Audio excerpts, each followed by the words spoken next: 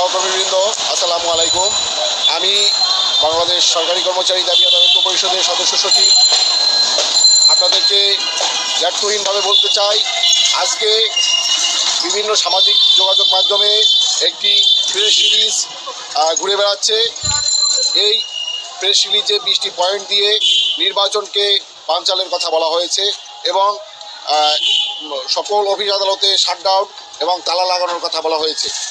বাংলাদেশ সরকারি কর্মচারী দাবি আদায় ঐক্য পরিষদ এখন পর্যন্ত এ ধরনের কোনো প্রেস রিলিজ প্রদান করেনি।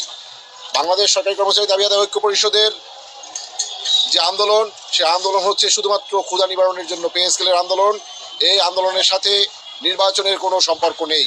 নির্বাচনী সকল কার্যক্রম অব্যাহত রেখে আমরা আমাদের এই দাবি আদায়ের আন্দোলন করে যাচ্ছি।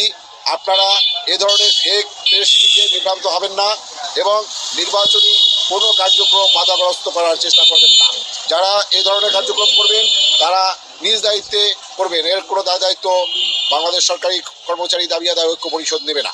আর আইন শৃঙ্খলা বাহিনী, গোয়েন্দা সংস্থা ও সকল মিডিয়ার সাংবাদিক ভাই বোনদেরকে আমি জানাতে চাই, এ ধরনের ফেক প্রেস রিলিজ দিয়ে আপনারা বিভ্রান্ত হবেন না। আইন শৃঙ্খলা বাহিনীর দৃষ্টি আকর্ষণ করছি, যারা এ ধরনের ফেক প্রেস রিলিজ সামাজিক যোগাযোগ মাধ্যমে ছড়িয়ে দিচ্ছে তাদের বিরুদ্ধে আইনানুগ ব্যবস্থা নেওয়ার জন্য। সবাইকে ধন্যবাদ।